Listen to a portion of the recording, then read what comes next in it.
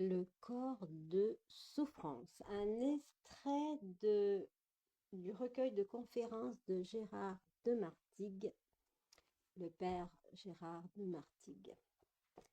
Et là, j'ai choisi donc le corps de souffrance. Le corps de souffrance, c'est un corps de mémoire, informé de mémoire de nos souffrances du passé, donc, qui réactive sans arrêt notre présent. Et il peut être très subtil, c'est-à-dire qu'on peut très bien ne pas le voir, ne pas le reconnaître si l'on n'est pas présent à soi-même, c'est-à-dire si l'on se focalise trop sur ce que les autres pensent, disent ou font, on n'arrive pas à le reconnaître en nous. Et ce corps de souffrance, il peut être tellement caché, tellement subtil. Donc c'est un extrait pour pouvoir le reconnaître parce qu'il nous fait souffrir. Hein. Quand vous souffrez, c'est le corps de souffrance. Alors je parle bien sûr de souffrance mentale, du psychisme, je parle de souffrance que l'on se crée soi-même, en plus de celles qui sont naturelles, hein, comme la souffrance après un deuil, la souffrance après un traumatisme est nécessaire pour évacuer avec le temps euh, cette souffrance, mais là, c'est une souffrance que l'on perpétue. Vous savez, comme quand on fait le mémorial de telle guerre, de machin, truc chouette, on perpétue. Donc, je vous lis l'extrait. On commence à se libérer du corps de souffrance seulement lorsque l'on prend conscience qu'il existe. Ensuite, il faut être capable de rester suffisamment présent et vigilant pour l'observer quand il devient actif, comme étant une lourde énergie d'émotions négatives. Donc nous devons être capables d'être assez vigilants pour le voir rentrer en action. Lorsque nous parvenons à le reconnaître pour ce qu'il est, il ne peut plus prétendre être nous, ni vivre en nous, ni se renouveler en nous. C'est la présence consciente qui va permettre de rompre cette identification. À partir du moment où on ne s'identifie plus à notre corps de souffrance, il ne peut plus contrôler nos pensées et il ne peut plus s'en nourrir. Le corps de souffrance, ce sont des pensées et avec lesquelles nous nous nourrissons. Dans les évangiles, Jésus nous parle bien de cette nourriture de l'esprit. Hein. Il y a la nourriture de l'esprit qui ce sont les enseignements, et puis il y a une autre nourriture qui sont les pensées. Et les pensées ne viennent que du passé. Nous reprenons alors le pouvoir sur nous-mêmes.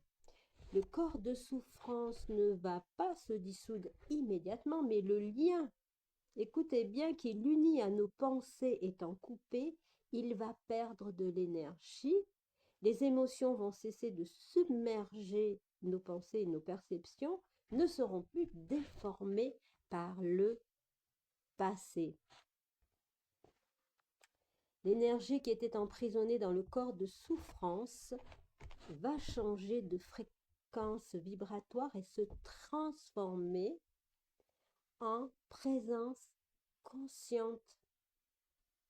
Tiens, je suis là, je suis conscient de ce qui se passe en moi, ou je suis à regarder ce que les autres pensent, disent et font. C'est vraiment de revenir à soi-même. Hein. À ce moment, le corps de souffrance devient le combustible de la conscience et va commencer à se dissoudre. On comprend maintenant les raisons qui amènent les gens à avoir des accidents ou à entrer dans des conflits. Moi, la première, entrer dans les conflits, c'est tellement facile. Hein. Ils sont évidemment victimes à ces moments-là de leur corps de souffrance qui manifeste de la colère, de la violence et leur font perdre la raison. Et c'est même peut-être même pas de la colère ou de la violence, c'est juste un petit mal-être, une contrariété très subtile. Ça peut être très subtil, le corps de souffrance. Surtout quand on est dans un chemin spirituel, le corps de souffrance devient de plus en plus caché, mis très profondément à l'intérieur pour que nous nous ne nous reconnaissions pas dans le plus mauvais que nous sommes, hein, parce que nous devons tellement être positifs dans ce monde, tellement gérer, tellement, comment dire, rentable, et puis avoir du mérite. Non, non, donc il faut vraiment reconnaître ce corps de souffrance qui nous fait dire, faire des choses qui ne donnent la liberté à personne, ni à vous-même, ni aux autres, de ce qu'ils sont. Donc, ceux qui ne le deviennent pas s'enfoncent dans les conséquences de leur inconscience, parce que nous sommes des êtres qui devons devenir de plus en plus conscients. C'est la porte de sortie, hein. C'est ce fait qui a créé la réflexion que parmi tous les humains, certains accéderont à la lumière quand d'autres ne parviendront pas à élever leur vibration. Alors, élever leur vibration, ça ne veut pas dire aller vers le haut, ça veut dire être dans la tranquillité. Élever sa vibration, ça veut dire être dans l'équanimité, dans la quiétude, la tranquillité, la détente par rapport à ce qui est. C'est pas je suis plus que toi ou l'autre est moins que moi. L'élévation, elle est intérieure, c'est une dilatation c'est même pas une dilatation, c'est une expansion de quiétude et de tranquillité. Il n'y a là aucune justice ou injustice, mais simplement le fait que ceux qui parviendront à se libérer du corps de souffrance accéderont à la conscience et les autres resteront déphasés par rapport à la pulsion évolutive de l'univers. L'univers envoie sans cesse des situations pour que nous prenions conscience de revenir à la tranquillité, au silence. L'espoir que nous pouvons, à la conscience d'être, que nous pouvons nourrir, c'est que les humains, à force d'expérimenter la souffrance, parviendront à s'en libérer. Alors, ou pas. Cette souffrance fait partie intégrante du processus d'évolution et le corps de souffrance a sa place dans cette montée vers la lumière. Alors maintenant, voyons la solution du problème. Quelle peut être la clé du contrôle du processus émotionnel qui est la cause de la souffrance? La réponse est très claire. C'est la présence. La présence. Vous savez, quand la maîtresse elle arrive le matin dans l'école, elle appelle les élèves et chacun il dit « je suis présent ». La présence. Quoi qu'il se passe autour, je suis présent de ce qui se passe à l'intérieur de moi, pas à l'extérieur.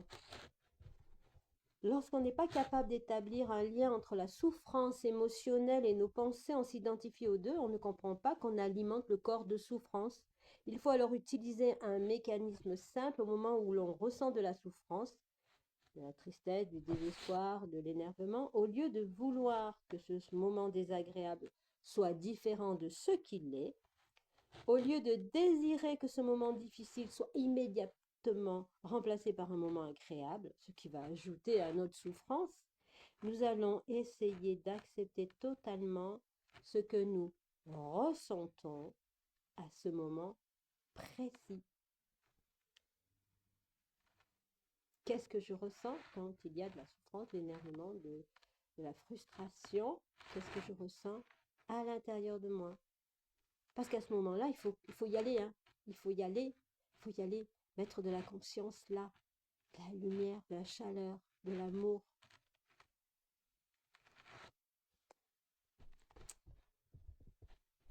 Ben voilà, je vais arrêter là, mettre de la chaleur, de l'amour sur cette frustration de ce que l'on ressent quand l'autre nous raconte des trucs ou que sans cesse la vie nous ramène à nous-mêmes, à soi-même, être amené à soi-même. Tu aimeras ton prochain comme toi-même. Il n'y a pas d'autre. C'est toi-même que tu dois prendre en considération, que tu dois aller voir qu'est-ce que je ressens au fond de moi. Il y a juste à voir et juste être conscient. et la solution arrive. La solution, c'est plus d'espace, c'est quelque chose de chaleureux, c'est la solution, c'est la paix, la tranquillité, mais la paix, la tranquillité, hein, on peut la dire, la paix, la paix, la paix, la tranquillité, la tranquillité. Non, c'est ressentir. J'interfère pas à l'extérieur. Je m'occupe pas de l'extérieur. Je vois ce qui se passe à l'extérieur, une situation, une personne. Et je retourne à moi-même et je me donne à ce moment-là de l'espace, de la liberté pour pouvoir la donner à l'autre. La liberté de faire comme il veut, comme il sent, comme il est, comme il peut, comme il peut, comme il peut. Chacun fait comme il peut. Eh bien, quand tu donnes la liberté à l'autre de faire comme il peut, pas plus qu'il ne peut, c'est un grand soulagement intérieur, euh, car tu n'en vois plus de souffrance de dire ah maintenant que si tu faisais comme ça serait un petit peu mieux quand même. Tu n'es pas conscient de ce qui se passe à l'intérieur de toi. Chut. Tu prends conscience de donner la liberté à l'autre d'être ce qu'il est. Et surtout, tu prends conscience de savoir ce que tu peux, toi, euh, supporter ou pas, de mettre tes limites. Voilà. Moi, je ne peux pas plus aller vers toi. Il faut que j'aille d'abord vers moi. Et vers moi, eh ben, c'est au revoir, à bientôt, à un autre jour. L'instinct de survie, c'est un instinct pour toi qui va te donner la vie, qui va te mettre en situation de sécurité à l'intérieur de toi, ce qui va permettre de ne pas rentrer dans le conflit. Voilà, je vais faire court. Des fois, il faut très peu de mots. Et là, déjà, il y a beaucoup trop de mots. Donner la liberté à l'autre d'être tel qu'il est, mais d'abord se donner la liberté à nous-mêmes d'être tels que nous sommes. En fait, les deux sont pareils. La présence, se ramener sans arrêt vers nous-mêmes. Quand tu vois l'autre commencer à partir, mais au fait, qu'est-ce que tu ressens là? Toi, pas moi, toi.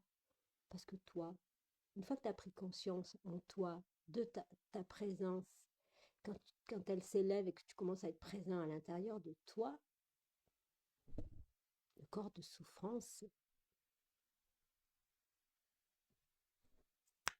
3 secondes, il n'est plus là. Parce que tu es avec toi, tu n'es plus seul, tu es avec toi. Tu as un soutien pour toi, tu es uni à toi, tu es dans cette situation où tu te prends en compte. Tu te prends en compte. Et là, c'est la joie. Soyez bénis dans cette situation de se prendre en compte soi-même.